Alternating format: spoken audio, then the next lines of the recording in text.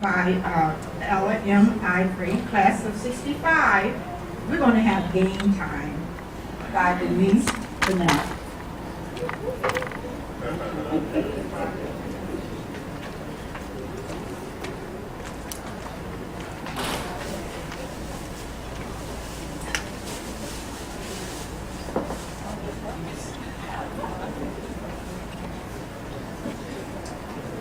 Thank you, Mrs. Parker. Good afternoon.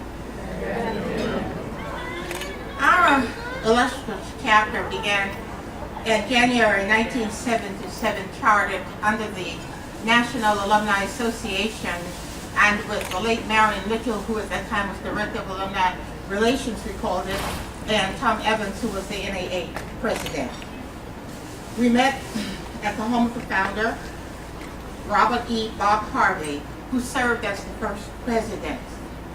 Other presidents were Alfred Carter, Janice Leonard Peace, Dr. Ruby Perkins, Margaret Sharp, yours truly, and at present, Mikkel Brabham. In 2002, the chapter was renamed to honor the leadership and vision of the founder, Robert E. Harvey. The mission is threefold: to incorporate that of the National Alumni Association Incorporated, and that we work on membership and student recruitment and fundraising.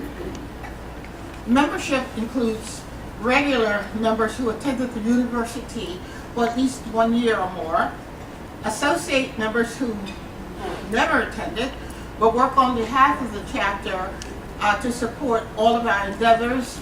And I would just say that since we have so many associate members, would you just raise your hand wherever you are, associate members of the chapter? Thank you.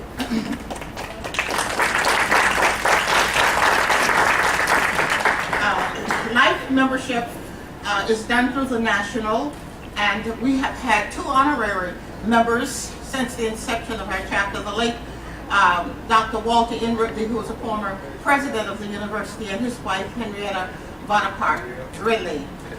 And we have 2 members emerita, the late Jake Felton and wife Marjorie Felton, who ended up residing in Lakewood, New Jersey.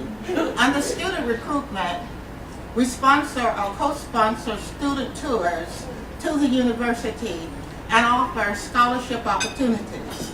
Between 2004 and 2016, and I heard Dorothy say this in her introduction, the chapter's main recruiter was associate member and parent of 2 students, Amir Rashid, who transitioned in November 2065. He did a stellar job. Another alumnus whom I should mention, who has done an extraordinary job in recruiting, is Leonard Carmichael. I call him Coach, who now resides in the Hertford area.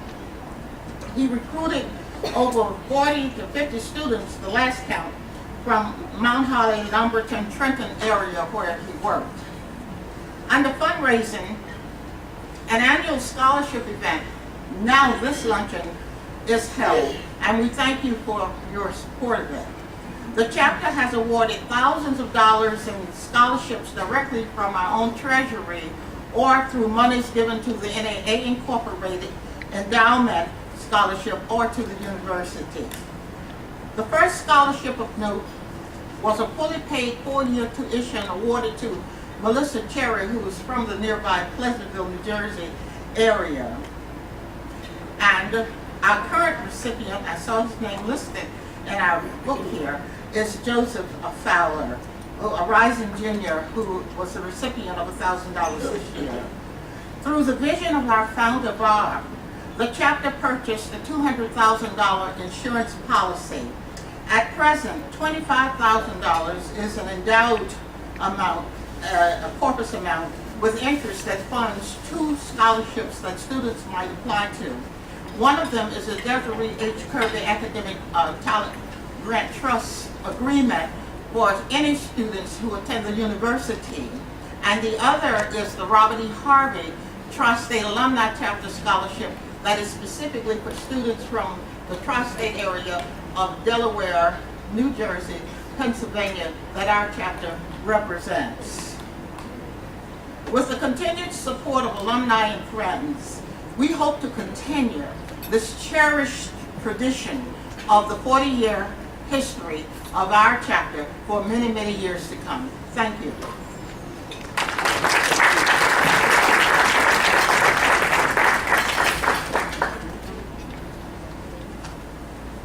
I'm going to tell tales. Norman gave me 3 minutes.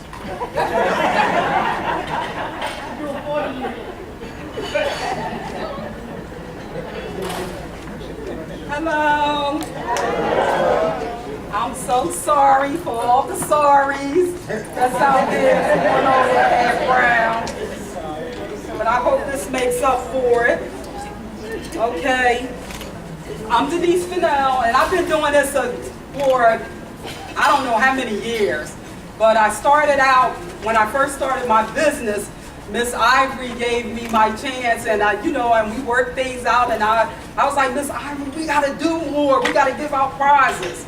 So here I am, and I think it's like 10 years later plus. So with that being said, for all the people who received a sorry, I heard the hottest thing going out there now is the Fire Stick.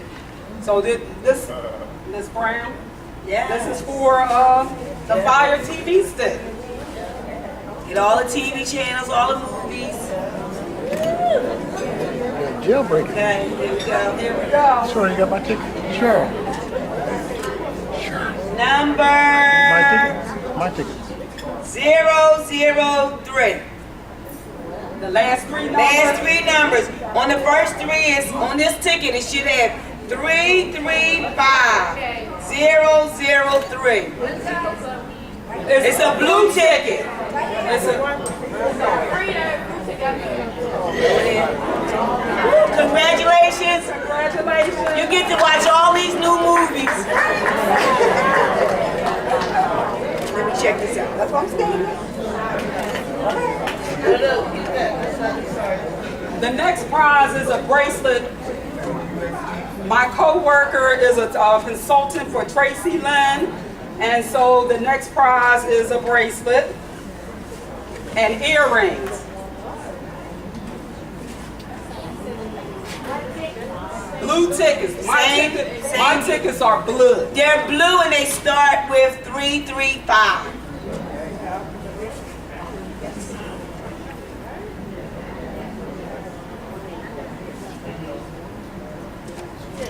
All right. They start with 335 035. Come on down.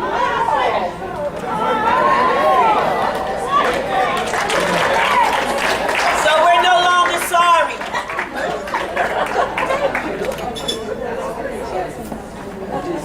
Okay, this is for all the marbles. Okay, so it's a cup from Starbucks with a $5 gift card. There's washcloths with dollar bills in between. A towel set, toilet paper. Let me see. And let me say this. If you have won a prize from them last 2 prizes, you cannot claim this prize. Okay, Miss Brown, it's all you. Okay, here we go. Oh, shake, shake, shake, shake, shake, shake. Okay, here I go.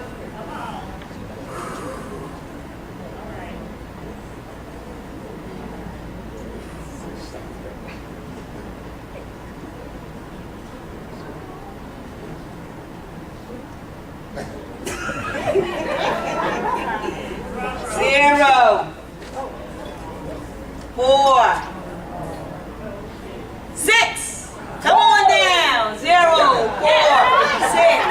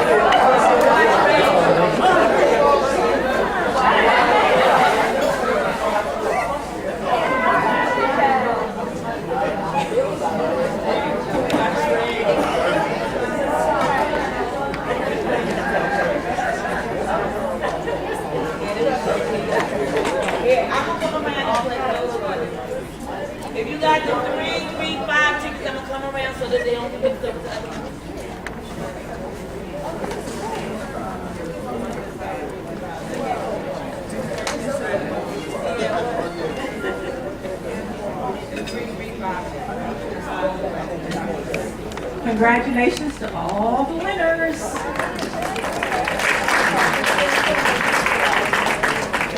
I bet that was the quickest she's ever wiped. She ran for a washcloth and a towel.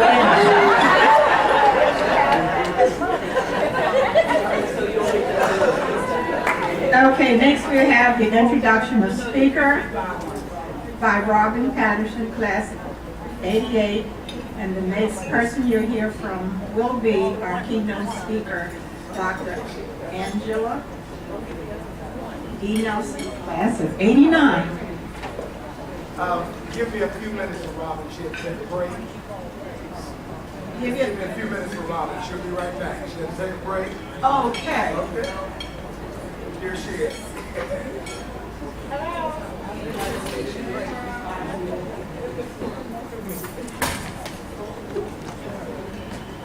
While Robin is coming, we still have the TV tickets back there, the style auction tickets, and the 50/50 is on the table. Big money, big money.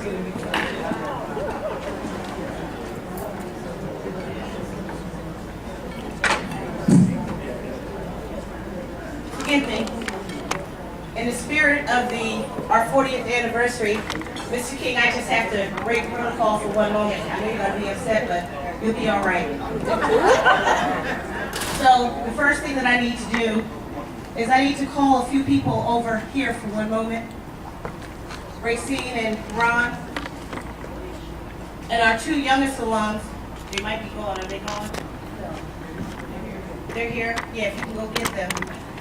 On behalf of the Robert E. Harvey Alumni Association, I would first like to acknowledge that Ron and Racine's daughter graduated from high school. And on behalf of our Alumni Association, here's a small token and a gift for her.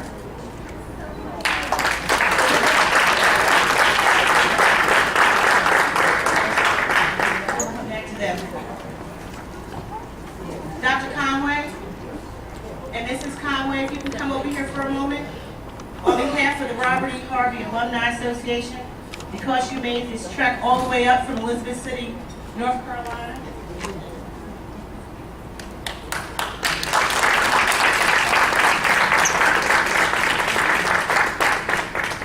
Here's a token of love and appreciation from us. You're welcome.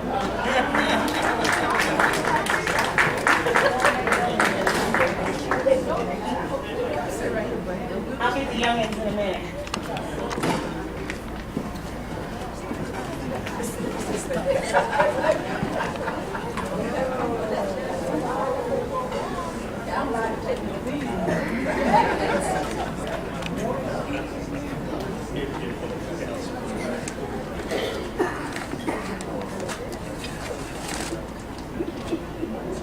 May I ask if Mr. King, Margaret, and Miss Dorothy, if you could please come to the front, I greatly appreciate it. Yeah, I know y'all want to second. On behalf of the members and associate members of the Robert E. Harvey Alumni Chapter, we have a gift for you for all of your hard work and dedication for putting together this illustrious affair. For you, Miss Dorothy. Thank you. With you, Miss Margaret. And for you, Mr. King. Thank you.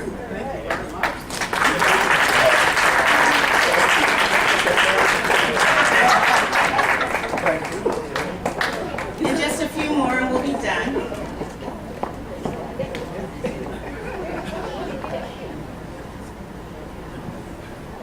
Miss Ella Ivory.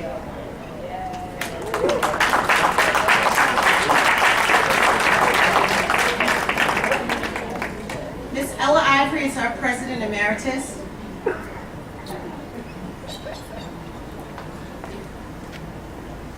On behalf of the Robert E. Harvey Alumni Chapter, for all of your hard work and dedication over the last 40 years, here's a token of our love and appreciation.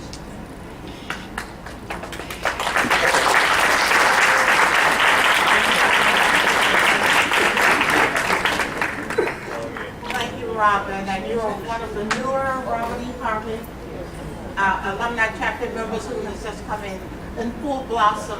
You're thoughtful and you're caring and you give of yourself, not just to this chapter, but all over the country. You say that, come, I need some help. I want to know about the alumni chapter anywhere. Robin called me.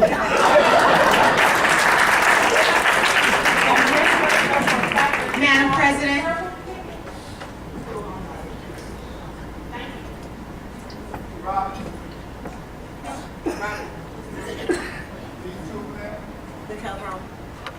on behalf of your chapter, for all of your hard work and dedication, we didn't want you to think that we didn't appreciate your efforts. And here's a gift on behalf of your chapter. Thank you very much.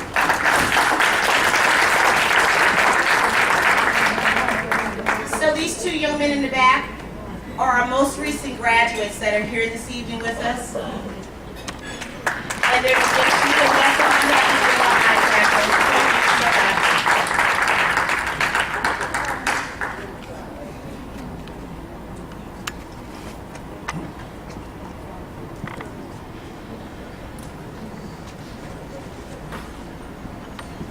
At this time, I would like to introduce our guest speaker. It is with my great pleasure that I introduce to you Dr. Angelia Nelson. I met Dr. Angelia Nelson back in 1985 when she was a freshman. She came to Elizabeth City State University, a very young, timid, intelligent, determined young woman from Garysburg, North Carolina. She was so sweet and so innocent, so kind. I remember it like it was yesterday. For those of you that had the pleasure of going to Elizabeth City and visiting Elizabeth City back in the 80s, Dr. Nelson lived in the Seat Complex, right there in the front, with all the other female basketball players. I believe she was an honor student back then, and she carried herself with such dignity. I've never known her then and or now to have a bad thing to say about anybody. She majored in physical education. She played basketball for all 4 years. She graduated in 1989. Then she went on to obtain her master's degree in sports management from Florida A&M, another historically black college and university. Then she ended up teaching and coaching in Tallahassee, Florida. She went on to Tuskegee University to teach. And then by God's grace and mercy, she went to the elite Florida State and obtained her PhD in sports administration. She had the great fortune of obtaining an internship in Philadelphia, Pennsylvania.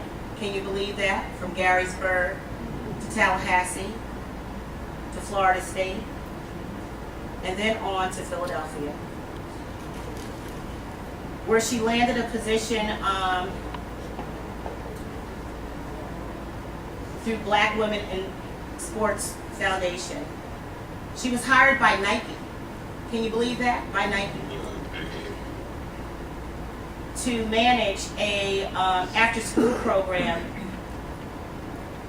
for the Dawn Staley Foundation. Then she went on for the next 14 years to become the executive director for the Dawn Staley Foundation. After which, when duty called, she went back to Elizabeth City, North Carolina to become the interim athletic director from 2010 through 2013.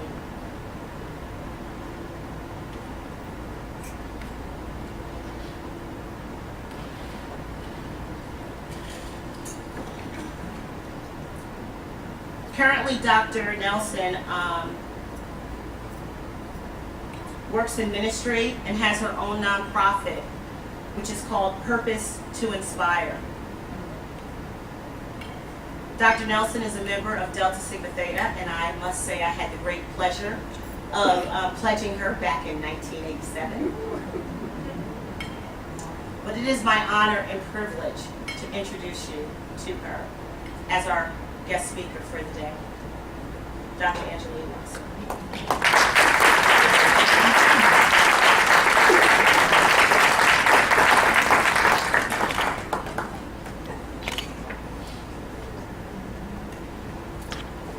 Good afternoon. Well, listen, I got to do this Viking style. Viking pride? Viking pride? Viking pride? All right, so I know I'm in the house with the Vikings. I'm so excited to be here. I thank you so much, Robin, I love you so much. I appreciate you. And boy, she did tell you that I was number 7, and she was I was her special. I just thank God I'm here today. But she's an awesome big sister, and I love her still to this day. She keeps her arms wrapped around me, always supporting me and encouraging me. And wherever I say, hey, Robin, I'm doing such and such, she's there. And so that's what it's all about. So I'm excited to be here. I won't be long, but I am just excited to have this opportunity to talk to you about when people know when I talk about ECSU, like something just fires me up in the inside. And because it means so much to me, the university means so much to me. But I want to certainly say, I just want to recognize Chancellor Conway and his wife, First Lady, my first time meeting them. So I'm excited to be here and have the opportunity to meet both of you. Thank you so much for coming. And then all the committee members for this great event. Just being around people that understand what it means to graduate from a prestigious college like Elizabeth City State University. It means a lot to me. You know, I go a lot of places, I do a lot of things, I meet a lot of people, but it's nothing like being in a place with people who understand what it means to graduate from an institution that is responsible for where you are today. And certainly I want you to know, because I am able to stand before you today, I have my true identity, who I am, I walk in purpose and destiny. It was because Elizabeth City State University taught me how to value me and understand who I am. And so I have so much love for Elizabeth City State University.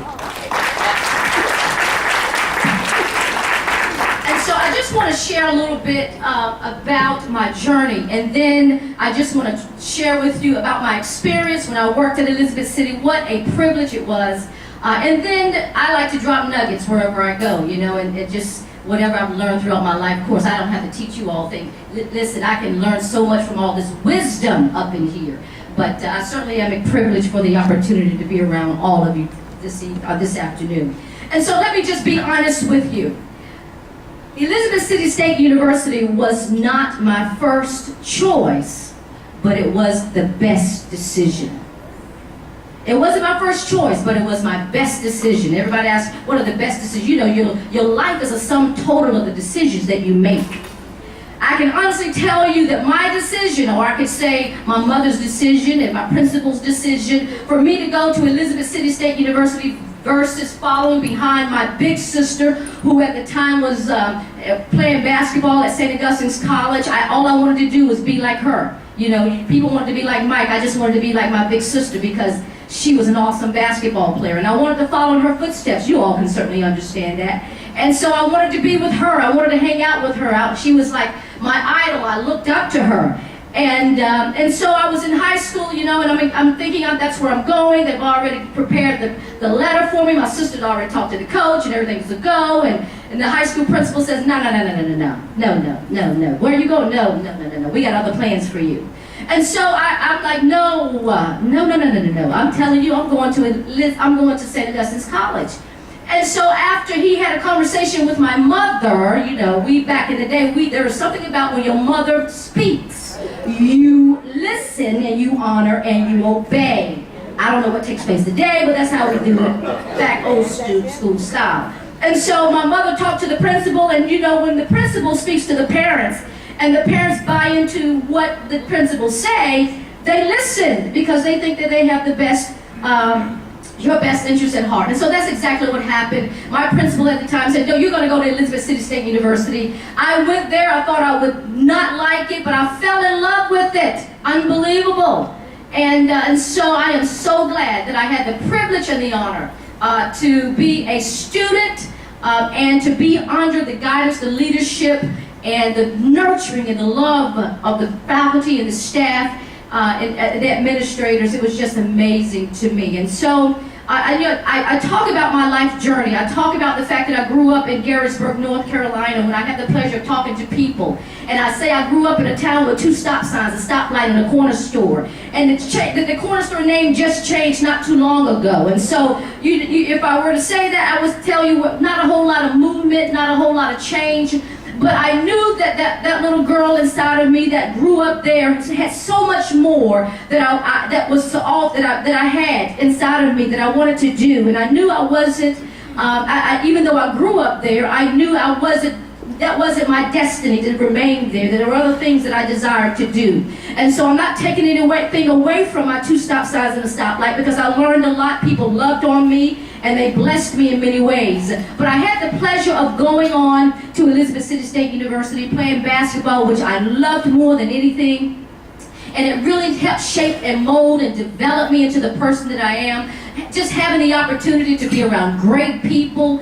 And so I had the pleasure of going to Elizabeth City, and I just ran into wonderful people from all walks of life. I'm reminding you now that I came from 2 stop signs, a stoplight and a corner store. We didn't do a whole lot. There were only a few people that we knew. We went across the street, we played with friends, and that was the extent of what we did. But I met great people at Elizabeth City I met people like Robin, who came from New Jersey. I met people who came from different countries, different backgrounds, different cultures. And I grew so much. I was limited in my knowledge. I was timid. I was very shy. I've learned now that was more fear than it was shyness. Fear is just another name for shy is just another name for fear. And so I got that out of the way and keep moving. And so you certainly understand I understood then what I was called to do. I started growing and developing. I love the game of basketball. I thought it was my end all and be all. Anybody would know you, they would see me with a ball in my hand in the morning and a basketball in my hand at night. But then I was introduced to other things. I started putting my eye on certain things, and this is how I knew I was growing. I was walking into my own. My sister loved basketball. She didn't play it. She didn't get into anything more, but basketball and academics, which was fine for her. But for me, I started blooming and growing and doing other things. So I took my eye off of basketball for a moment. I glimpsed over to looking at sororities, and then I decided I wanted to be Miss ECSU, and then I decided I wanted to be on committees and talk to people, and then I'm starting to bloom, and then now the shyness is coming out. I'm no longer afraid to be in front of the podium, and so now I said, my goodness, these are the people. It wasn't just by me being there. It was me being in the culture, but it was about the people around me helping me grow and develop. I had wonderful mentors. I have great people in my ear saying, you're bigger than that, you're greater than that, you don't know who you are. You have to, listen, we want you to step outside of that basketball arena and step into some other things. Don't just pigeonhole yourself. Don't limit yourself. So grow and expand. And I did just that. And I was so excited that I found myself growing and blossoming and doing what I never thought I was capable of doing, if you only believe. And that was what I dared to do. I believed that there was more to me than basketball. Don't get me wrong. I am who I am because of the game of basketball. But I am able to do so much more than that. And that's why I always encourage my young people when I have the opportunity of speaking. Don't limit yourself. Don't put yourself in a box. You're not made to be in a box. Your greatness, everything about you is great. Everything about you is purposed. And so if you limit yourself, you limit destiny. You limit the opportunity for you to grow and expand and to touch the lives of people. And so I'm so excited that I had the pleasure of going to Elizabeth City State University. I had great mentors who told me the truth about me, my stuff, my mess, things that I need to work on. We're not perfect, And so things that I needed to grow and just encouraged me and motivated me. And when I received my BS degree, I remember my mentor said to me, Treva Thomas, she was actually my advisor when I became Miss Elizabeth City State University. She was my advisor. She said, Angelia, where are you going after you leave Elizabeth City State University? I said, I'm going back home to teach. She said, oh, no. You're going somewhere else. You're gonna go. You got something else to do. You got some other things to get done before you go back home. I said, well, what do you? She said, I suggest you go to grad school. I want you to go to grad school. And then I started looking at grad schools. I said, well, I want to stay within 15 mile radius. I don't want to go too far from home. She said, no. I want you to go way from home. And so, boy, I didn't know anything about FAMU. I knew nothing about Florida A&M University. 2 stop signs, a stoplight, and a corner store. That's all I knew. And so when she said Florida A&M University, I'm like, who is going there? Not me. No way. And so the only trips that I took were the trips that I took on the bus when we traveled for basketball. Come on now. And so she convinced me, this great mentor of mine, to go and to become a student in Tallahassee, Florida at FAMU. And I'm so excited that she convinced me. I had a lot of mentors that had the power of persuasion over me. I noticed that. If you don't have a mentor that has the power of persuasion, find yourself another mentor. Because you need mentors that's going to pull you out of your stuff, that's going to help you grow, help you become great.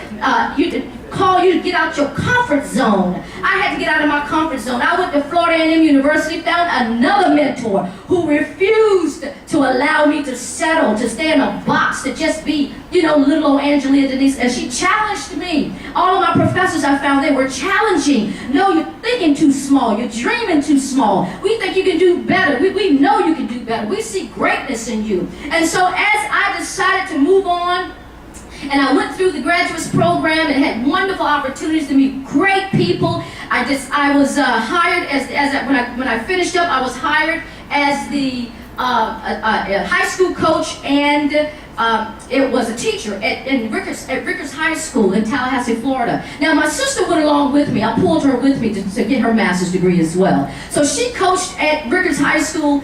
She coached at Leon High School, which is a prestigious high school. I coached at, I've always been an underdog. I just give me the underdog work.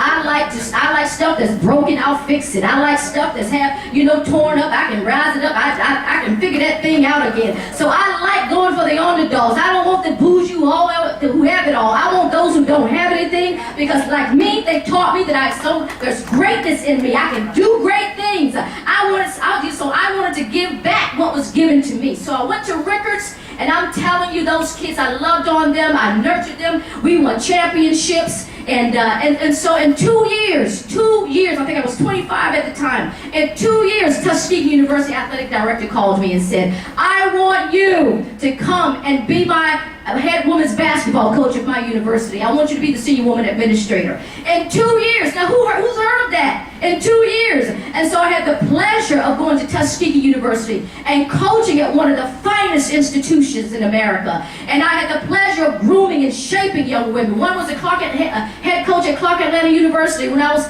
at Elizabeth City, I had the pleasure of watching her coach. Imagine that. She came to Elizabeth City State University and played against my team, our team. But I had the pleasure of seeing kids students that I had the opportunity of grooming and developing in their area, progressing and doing really well. And so when I decided that I wanted to be a part of making decisions, so I left Tuskegee. I said, I want to be a part of the solution. I want to make decisions on behalf of athletics and our students in athletics. And I went back to Florida State to get my doctorate degree.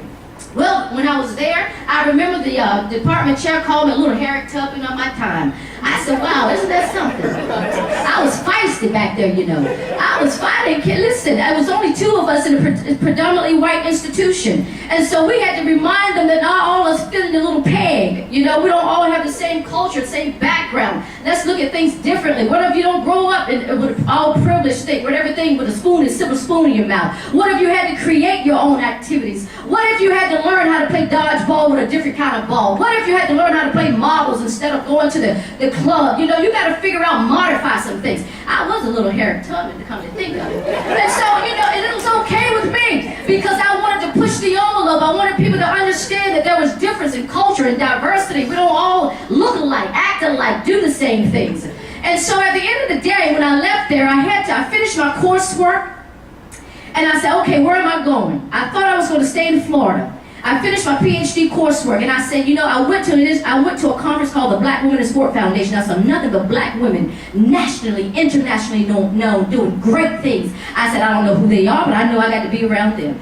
I got to figure this thing out. So I just started going and networking and going to their programs and just being a part of them. And let me tell you something. And they got to know me too, because my mouth was wide. I'm telling you, I was just talking up something. And I'm telling you, and it was opportunity. Listen, it was a setup by God. And so what he did, he set me up in a way where I was intermingling, I was connecting with them, networking with them, sending them letters, always writing and just letting them know, hey, I'm still here, I'm still interested in your program and what you offer.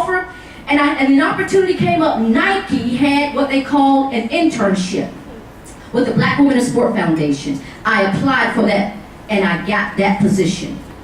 That was it for me. I said, you know, it's time for the little girl who came from the 2 stop signs, the stoplight in the corner store, the little southern girl to go on up north now. And let me tell you, I was scared to death. I was afraid of up north.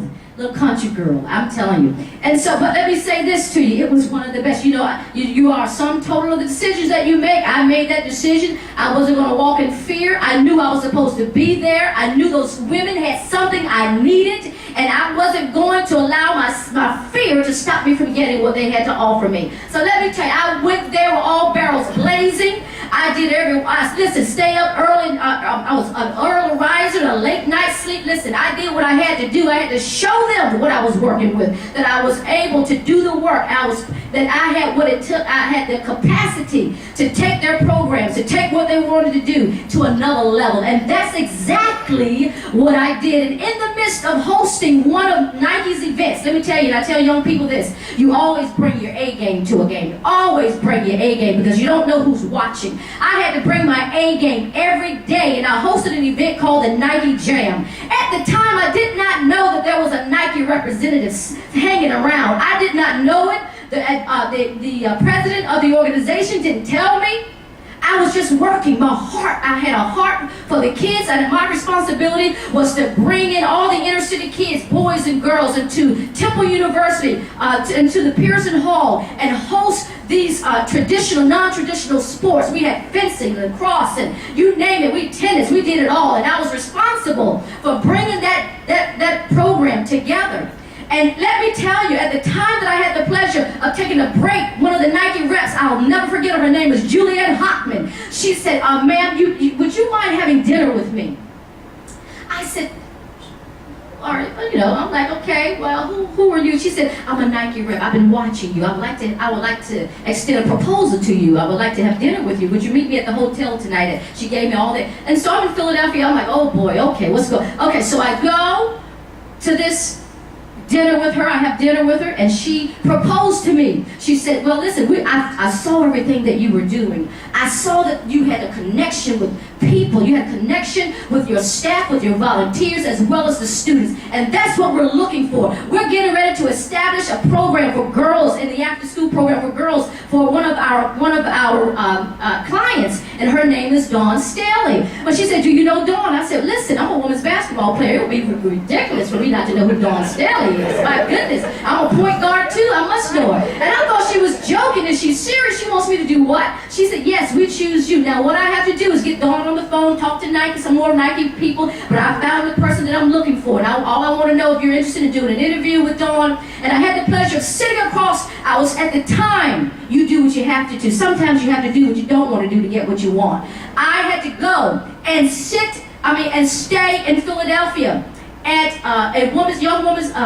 her name is Miss Boyer. I had to rent a room near the area which we offered our programs. And so I rented a room, and I hung out with Miss Boyer Lover. She just most recently passed. I had the pleasure of speaking at her memorial. It was so precious to me. But she was awesome woman of God. And so I just loved her so much. And I had the pleasure of staying with her, but Dawn came to her house, sat across the kitchen table from me, and we talked about vision. We talked about what she wanted to do, her heart for young women, her heart for kids, for boys and girls, for underprivileged kids. And so we had a conversation, and we just connected. And from that point on, for 14 years, I spent quality time with Dawn Staley, building after-school programs, inner city program in Philadelphia, and then we started in South Carolina. And so I had what a privilege it was, an honor to have the opportunity to be around such great people. And she just won, how about the NCAA championship? She is just, listen, and I had the pleasure of hanging out with her 2 days after she won the championship. She came back to Philadelphia, and we kind of hung out together. And now she's going to be the she's going to be the head women's Olympic coach. Just hung out, that's right. That's right. And you know what? She's a woman of God. I love her too because she loves God. Her mom don't play. Her mom does not play. Mrs. Stell does not play. And so I've had the pleasure of doing that. And I tell you all these stories because I share all this with you because I want you to know that everything that I've done it started at ECSU. It started at ECSU. I don't think I would have gotten the love and the nurturing and the support. I was told, it was my assignment to go there. I was supposed to be at ECSU. And so it was a good thing that I went. And so after that, I decided once I left the Dawn Staley Foundation, I said, Dawn, I feel like it's time for me to move on. One thing you have to understand when it's your time, when your grace is lifted, and it's time to give somebody else an opportunity to go in and do the work that you couldn't do, to take it to another level. I was okay with that. I've learned how to bow out when the grace is gone, when things become a little bit more difficult. that's grace being lifted. And so my grace lifted. But here's the interesting thing.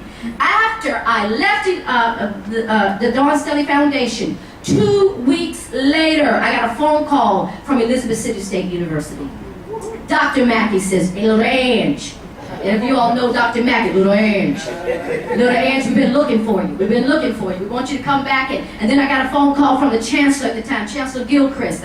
He said, Angelia, he was my high school president. Angelia, listen, we need you back in the sport management program. We want you to come back and do some work, and I want you to be the interim athletic director. And so what happened? And so I'm like, you have to know. Listen, when I finished that position with the Dawn Staley Foundation, the other position just opened up so clearly. That's when you know you're in alignment. I was in alignment, and I went back to Elizabeth City State University. And let me tell you, it was an honor and a privilege because I took everything that I learned throughout the course of my life back to Elizabeth City State University. I was on fire. I was on a mission. I was in a zone. If you weren't in a zone, you were in trouble because I was in a zone going back to Elizabeth City State. Mr. Sims can tell you, he's my student, my former student, and I was about the students. My heart, my desire is about making sure that the students were growing and developing. I wanted them to have what I had. I wanted them to experience the nurturing and the love and the support that I received. And when I didn't see that happening, I had issues, and I didn't have a whole lot of people that probably didn't like me so much, but I was okay with that too, because I've learned in my lifetime, if you don't have enemies, you ain't doing something right. And so at the end of the day, I was pushing forward, I had an agenda, and I wanted to make things good for the students at Elizabeth City State University. I was blessed with the opportunity to serve them. My hands are serving hands. I didn't come to be served, I came to serve, and whatever they needed me for, morning, noon, and night, I got up early in the morning, the first thing in my office, and the last one to leave. I didn't have a problem with it. I taught, I was the interim athletic director and the department chair all at the same time. I attended committee meetings, did what I had to do, and I presented. I didn't give up on my research for mentoring for athletics. And so I would go to the NCAA conventions and present my presentations there as well, because I have a heart for mentoring and mentorship for our student athletes. I think it's vital, and I think that we're getting away from it. We're throwing all the money into academics and throwing in all the money with $300 million buildings and things of that nature. But I believe that great mentoring plays a major role in changing the trajectory of our student athletes and where they can go and what they can do. They need good, solid people telling them the truth, not giving them everything, not making them feel like they're greater than what they really, that they're above the law. No. You are student athletes. Students first, athletes second. That's what I was, that's what you are.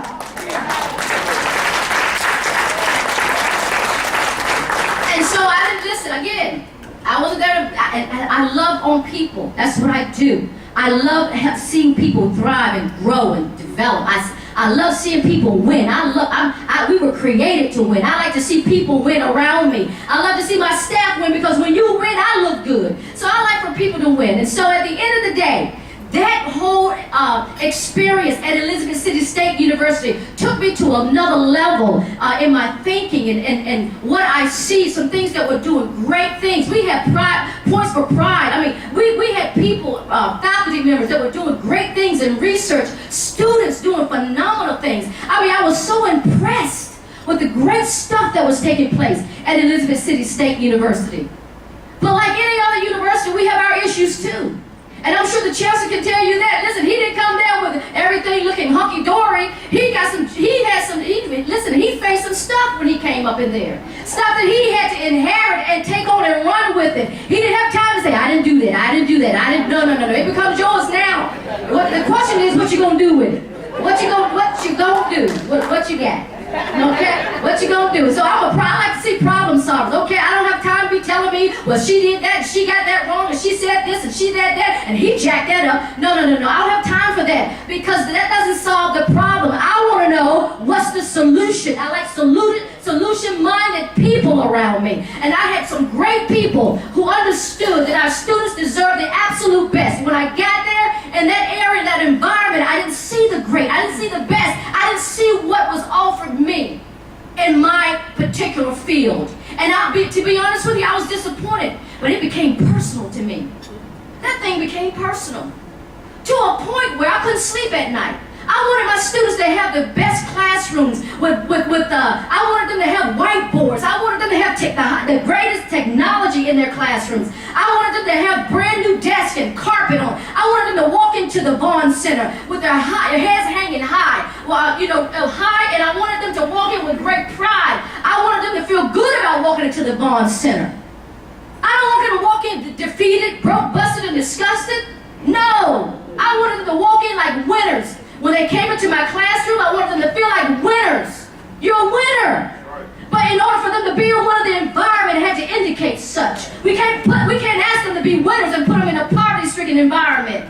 We've got to change the mindset. And so it was a paradigm shift thing for me. I had to change the mindsets of the students. Dress up. We're going to go to conferences. We're going to do some things we've never done before. I want to take you places. I want you to think differently. I had Cedric the entertainer come in and talk to them, blew their minds.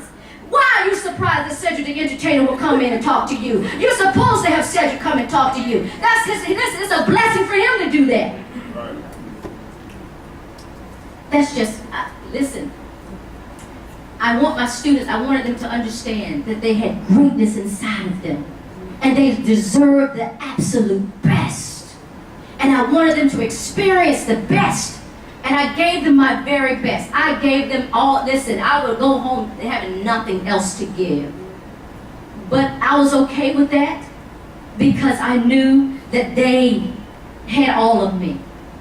And I still have students to this day. I write more recommendation letters than the law allows since I left. I mean, left, right, not just students and faculty, but I got people, and it's okay, I'm okay. Some who didn't care too much for me, I get them on my phone, they text me, Dr. Nelson, I understand now. I get where you were going. What a privilege and an honor. I said, I can't be here to convince you of what I'm doing. I'm on a mission. I need you to be with me. I got a vision. I see where we're supposed to go. I wanted the computer labs to be, in the building, and I'm by the grace of God and people who believed and the leadership who believed in what we were trying to do in the vision. I had team people who were willing to run with me. And my goodness, what a blessing. And at the end of the day, when I walked away from Elizabeth City State University, and no, I was not forced out, nobody fired me, I resigned because I felt at that time it was time for me to go. But let me tell you, when I left there, I had peace in my heart, knowing that I had done my absolute very best. And I asked my students to do the same. When you leave a place, you leave it better off than when you find it. I wanted to leave my signature there. It was personal for me. The Vaughn Center was personal for me. The athletic department was personal for me. The physical education department was personal for me because it made me who I am today.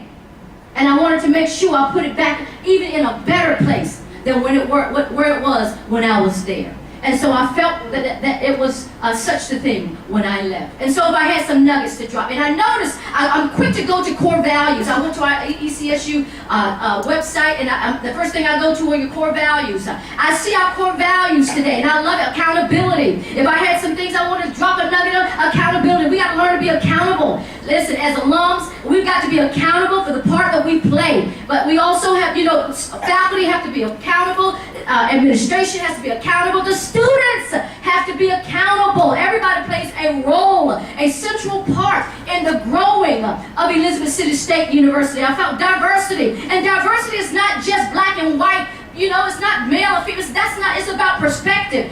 People who come with different thought processes. I don't think the way you do.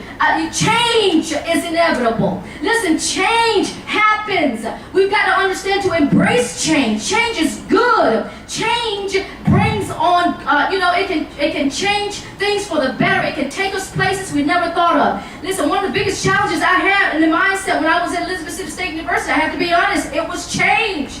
It was change. That was my biggest roadblock. Change. We're used to doing it this way. And I said, can we just think about it? If we did it a different way, perhaps we'll get the result we're looking for. I'm not trying to take anything away from you.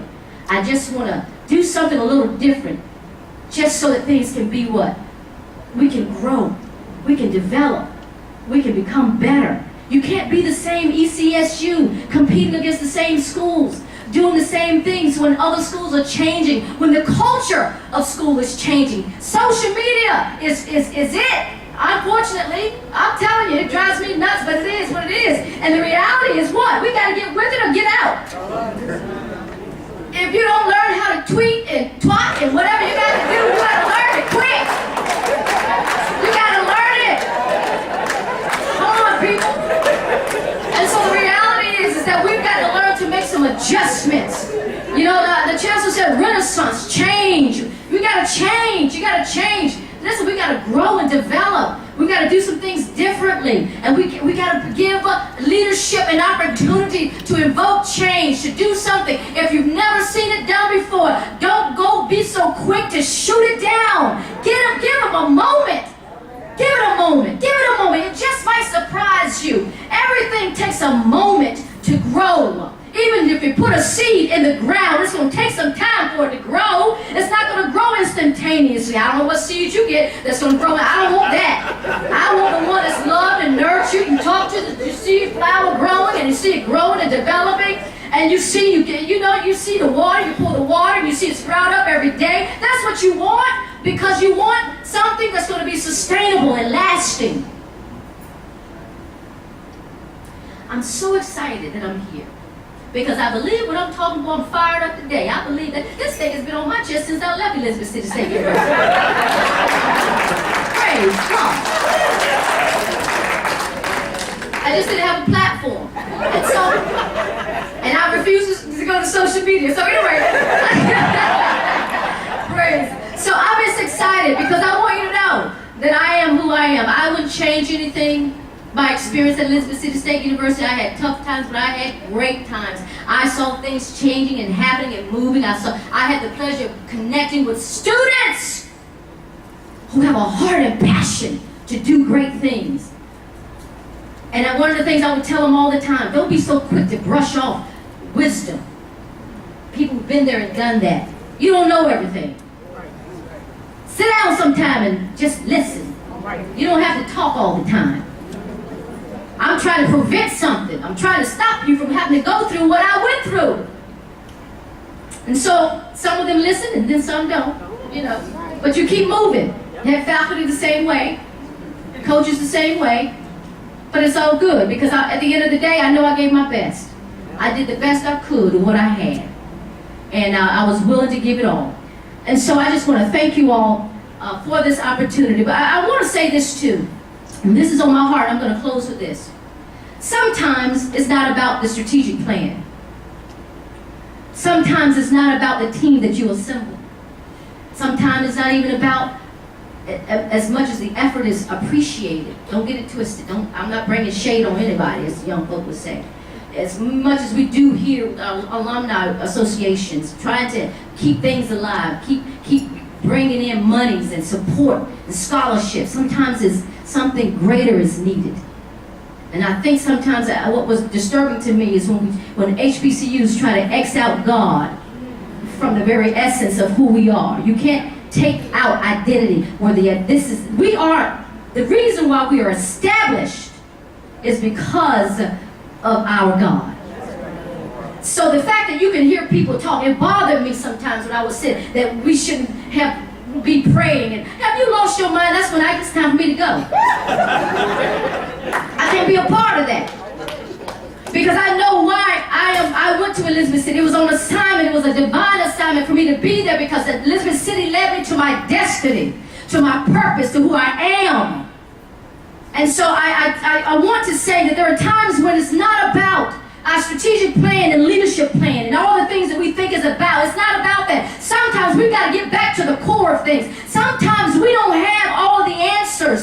It is the one who created us, that created the institution, the one who gave our forefathers and the pioneers, the one who had the great brilliant idea to create Elizabeth City State University. We've got to go back to who created us, who gave us this establishment. And we've got to start talking to him and asking for guidance and direction. We've got to start doing some decrees, because according to my Bible, if we decree a thing, it must be established. So I'm going to decree a thing for Elizabeth City State University today. I decree and declare that Elizabeth City State University is going to thrive and it is going to grow. It's going to be one of the biggest institutions in America. I decree and declare that we should be around for years to come. I decree and I declare that we should have the favor of man. That I decree and declare that no legislation, no Republican, no Democrat, I don't care if you're blue or you're red, you can't stop what God has ordained. I decree and declare that every student who's supposed to come to our school, money would not be a hindrance. I decree and declare that everybody who's supposed to be at Elizabeth City is going to go to Elizabeth City. Every great leader, every great faculty member, everybody that's supposed to be there, they're going to find their way to Elizabeth City State University. And everybody that's not supposed to be there, they're going to get out. Because we don't need nobody there who's not supposed to be there. We want some folks out who's not supposed to be there. So I decree and declare that money won't be a problem for Elizabeth City State University. I decree and declare that our chancellor will have all he needs. Money will not be a problem. He won't have issues in GA. They're going to be coming to him for ideas. He's going to be a problem solver. He's going to be a way maker. God's going to create plans and do things for him that's going to blow his mind. He's going to give him strategies. He's going to give him great wisdom so that he can lead our university, taking us out of a place where people don't know our name, where people can look to the northeast and say that star is still shining. Hallelujah.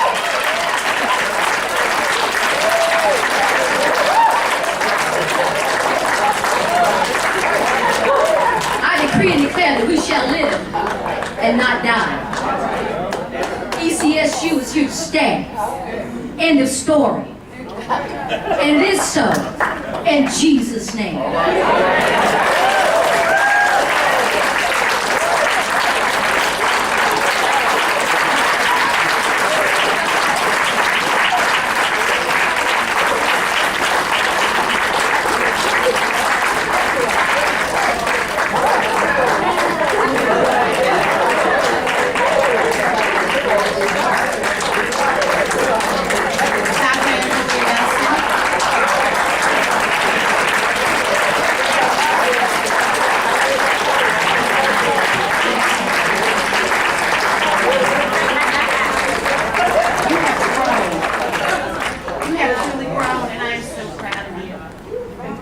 On behalf of the Robert E Harvey Alumni Association, here's a token of our love and appreciation. Thank you so much. Missed you. Elephants for you.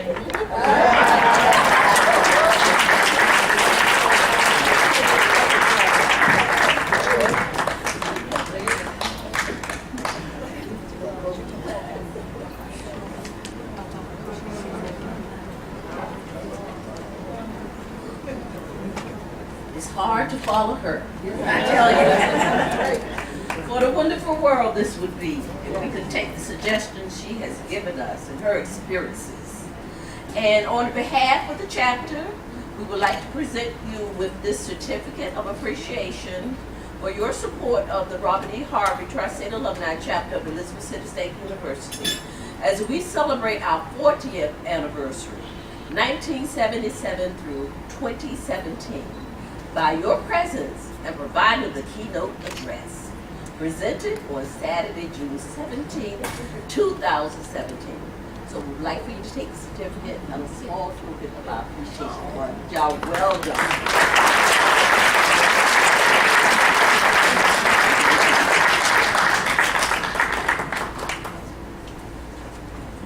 Is that bag full of little elephants?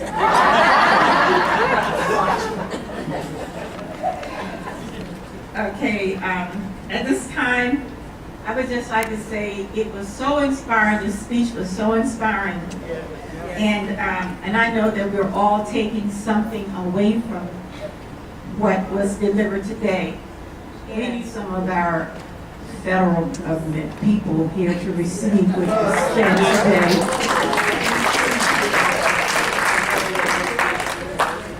Well, we're almost at the end of our program. The next thing we have door prizes and presentations. And that will end my part. I would just like to say, Margaret, thank you for asking me. It's been fun. And I would just like to leave you with some positive thoughts. Begin your day with love in your heart. Expect blessings. Share goodness. Shine with the sun and inspire someone. Never forget that God is with you all the time. So, sow seeds of kindness in the hearts of others. May God's blessings be with you always. Again, thank you.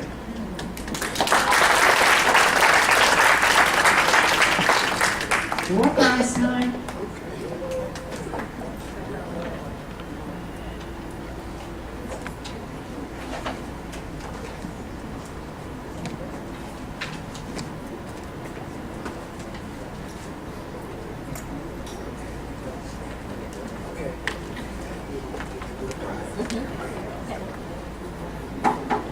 Could we give our Mistress of Ceremonies, Miss Betty Park, another round of applause? She's doing an excellent job.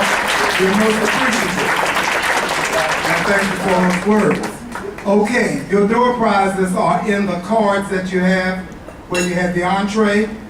It's printed on the inside of the card. There's a blue ticket on the inside of your entree card.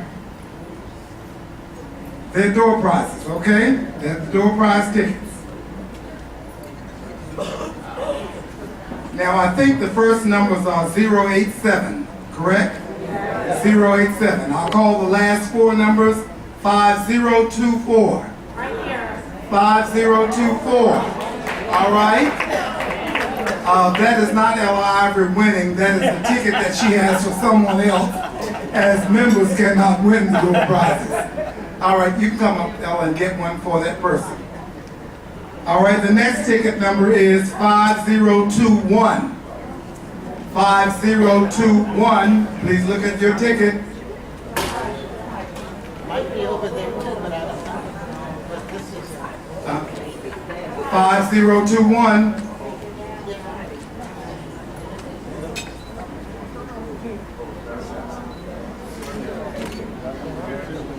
Okay, I do see a different number. 087 4963.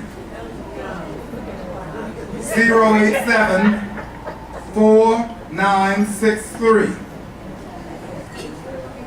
Look at your ticket. That's the blue ticket that's on the inside of your entree card.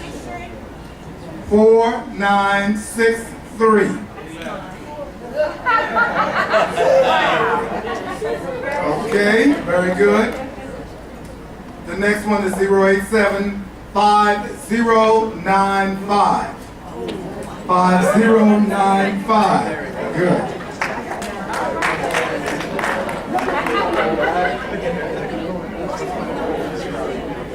The next one is the first three numbers, 087 5014.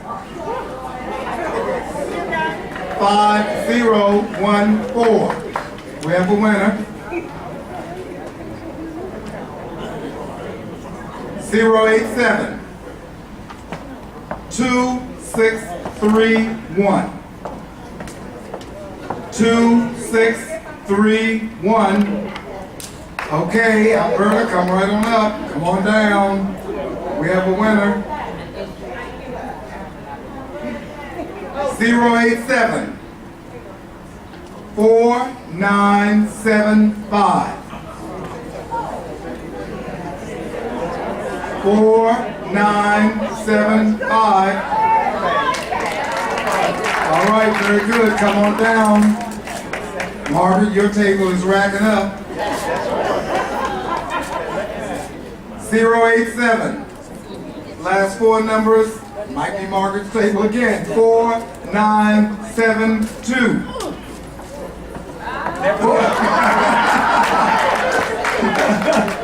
All right. The Chancellor's wife. Okay, we have a winner. The next one, 087 5156. Good. Denise deserves it. She definitely deserves it.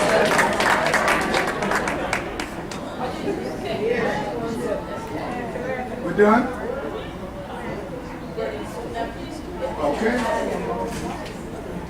Gotcha.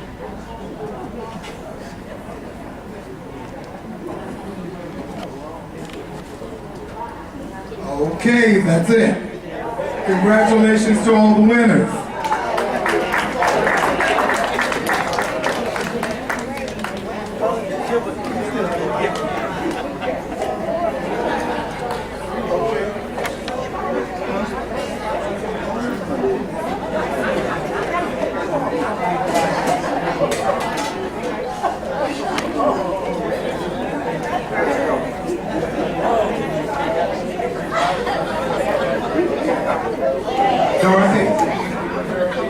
Dorothy, please come forward. Dorothy. Since we are celebrating 40 years, we decided to present ourselves with certificates.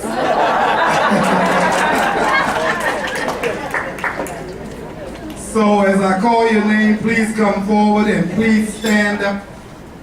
Please stay here until I've called all names. We have our official photographer, Lawrence Parker. So we're going to call all members of Tri-State up, if I can find the list. Okay. Mikhail Brabham, Lawrence Parker,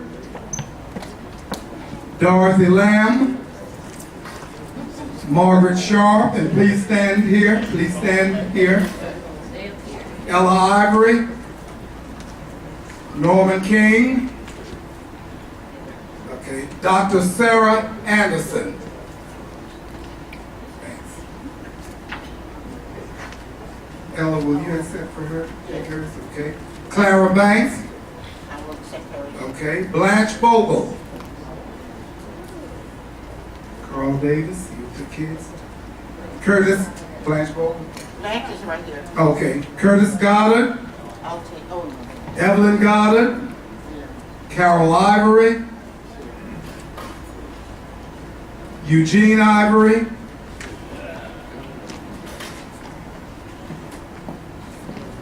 Valjean King. I'll take it.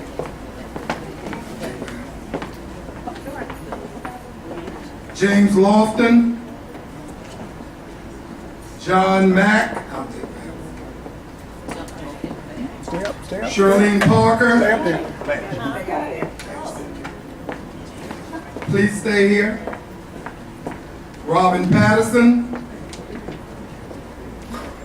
Janie Perry, Vernon Perry, Silva Reynolds, Martha Robertson, I'll take that one. Dr. Diane Salter, James Lofton. Willie Sharp, Teresa Spivey, Juanita Thomas, James Lofton. Anthony Davis, She said it. Dr. George Patterson.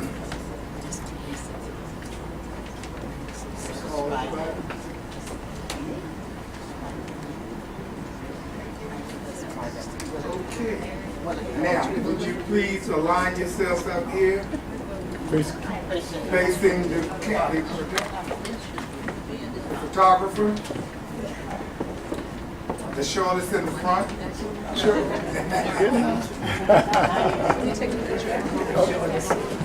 And kind of stagger yourselves.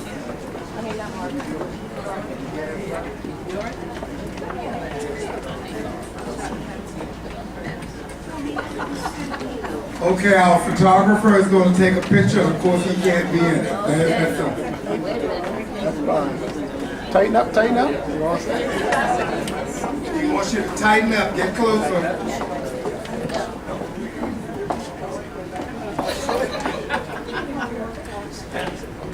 All set? On 3.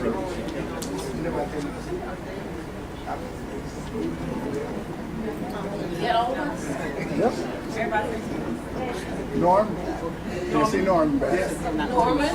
Okay. Can't see. Come on out. I wanted to show us. Okay. That's right. Well, call her. Call her now. Sylvia.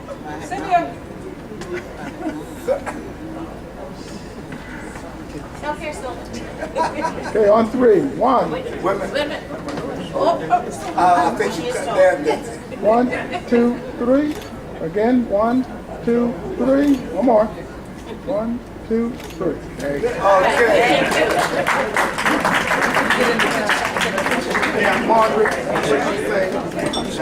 Everybody sit down.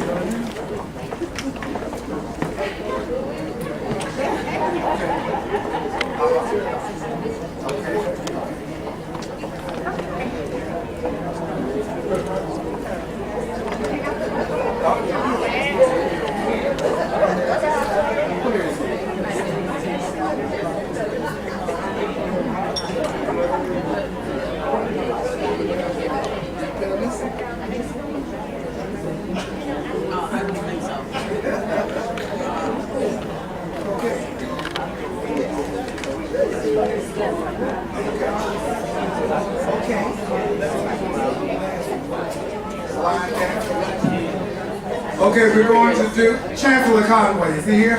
Just walked in, Chancellor. Oh, okay. Before we get into a little bit of dancing, we're going to ask Chancellor Conway to come back and give you just a couple of minutes about giving. Okay, Chancellor Conway.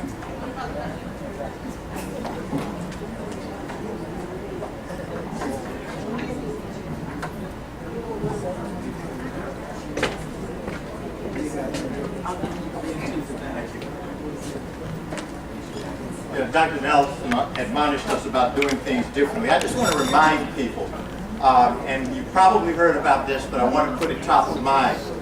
The university, are we here? On June 27th, the university is doing a day of giving. This is something a little bit differently, done a little bit differently than it's been done in the past. The idea is to set a goal by the close of, by midnight on June 27th. We're looking to go 24 hours on that day. We're looking to top out at over 3,000 givers and to raise $150,000 in addition to what would be raised otherwise. Now, there are a couple of things about, two or three things about this that's really important. It's the first time we're doing it this way. We're trying to generate some excitement about it. I want to encourage you to go to the Elizabeth City State University Institutional Advancement page. Look at the Day of Giving because there's some competitions on there. The Deltas and the Alphas are in a real fight about which organization is going to raise the most money. And the way, and the Deltas just did something that's just out there. So we're going to save that surprise, but they're serious about winning this. So there's some Greek organizational competitions. There's some community organization competitions that are going on in Elizabeth City. There's some departmental competitions that are going on. The faculties within the university are competing with one another. The group that gets the most givers or raises the most money will get dollars going into their departments for faculty development and so forth. So we're pulling out all the stops on this one. But we've started early. You can go to that web page and start giving now. Particularly if you haven't given in a while, or if you know someone who is a new giver to the university, because one of the things that we're looking to do is increase what we call our APR, our average giving rate, or average percentage of giving from alumni percentage rate. Literally, if we can get that alumni percentage rate up, regardless as to how much money we raise, we become more attractive to other donors. The more money we raise, the more attractive we become to other donors. You can also give, in this day of giving, you can target your favorite area that you're already giving to the university. You can target where it goes just like you would at any other point, and it can count in this day of giving if you want to give an additional donation before the end of the fiscal year. If you want to give to the National Alumni Association Student Success Initiative, and again, even inside the National Alumni Student Success Initiative, you can target it to your favorite department, scholarship area, just like you've been doing, and it will count toward the Success Initiative, and it can count toward the day of giving. And if you happen to be a member of a fraternity or sorority, you can get them to count it in that area. So we're looking to pull out all the stops and get people excited about the idea of giving to Elizabeth City State University, because I believe that when the National Alumni Association is successful in this $10 million student success initiative that it's undertaken, that's going to open up doors for resources from organizations well beyond the university. We will have people's attention when that happens. So we want you to take a serious look at giving to your university. Those of you that are here from other HBCUs, as you know, we accept affiliate members, and you can go on this website and you can help us out also. But I wanted to call everybody's attention to that, because it really is important that attention is given to this day of giving and to the support for the students at Elizabeth City State University. Thank you so much.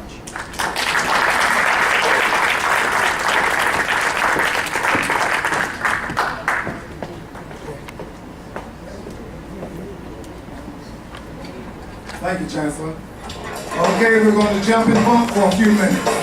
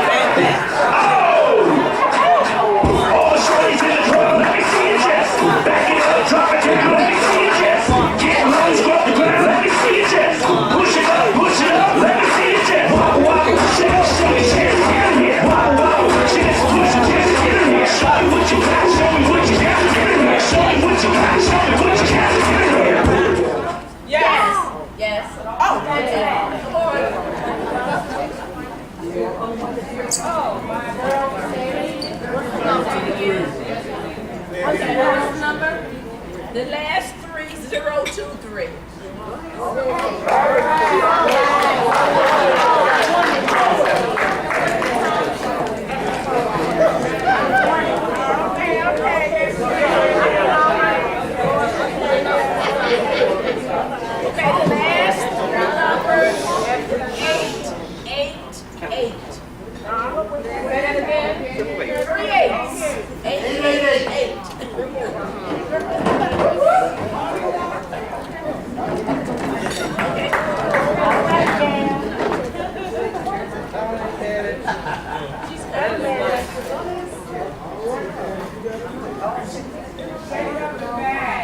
We did. Last 3010. Well, this is for the slow cooker. 010.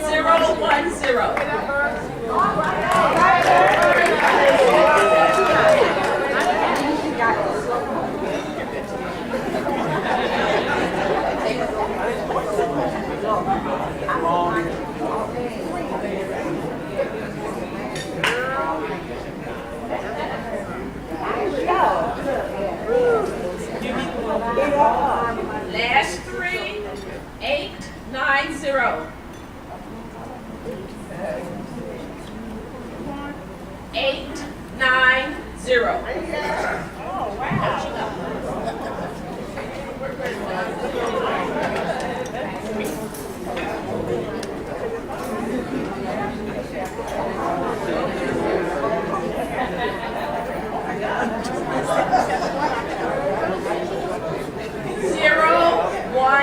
017.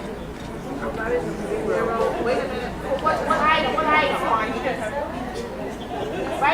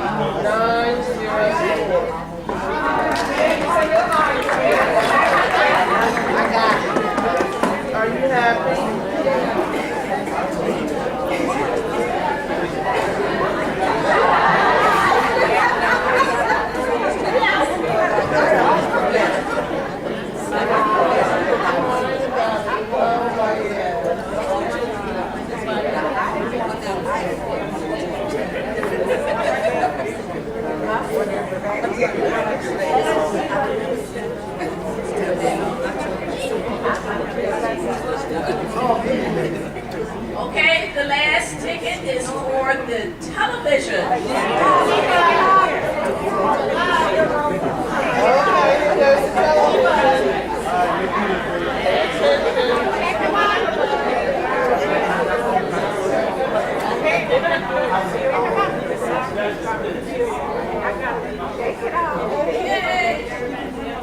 0, 2, 2.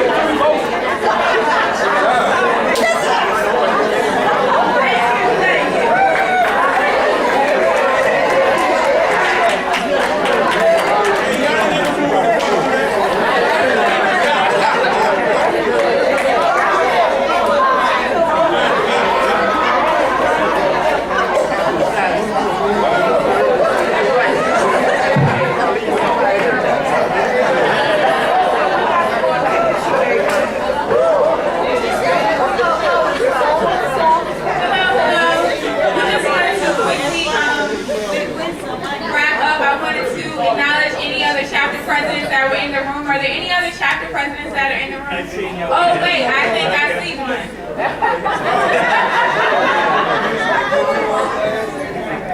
I didn't need to say anything, but I'm gonna put a shameless plug in. Hey guys, if everybody is not doing anything next Friday, June 23rd, the John H. Bias Alumni Chapter will be having a cabaret. If you need tickets, I do have some with me. They're only $25. The old saying that we used to say in Baltimore is, you know if you belong. Okay? It's at Diamond Z's. It's 9980 Liberty Road, Randallstown, Maryland. So I do have a few tickets here with me if anybody interested in want to attend that affair. All Vikings to the floor. Tell them we don't have to go home, but we got to get out of here. Oh, y'all heard Mr. All Vikings to the floor. All Vikings to the floor. Please. Vikings to the floor. Associate members, come on. Quickly. Associate members, Vikings, please come up. We don't have to go home, but we got to get out of here. That's what they say. This is like Al, are you coming? Okay. All right.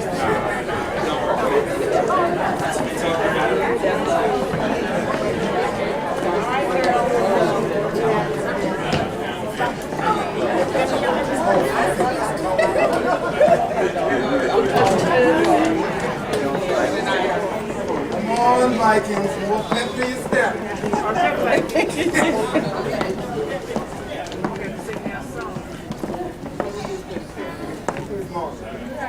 Oh, okay. Yes. Miss Harvey gonna lead us on. Our tribute song we sing, of thy true work through all of us, oh may we honor bring. Hail to thy lonely halls, easy as you will hear when duty calls.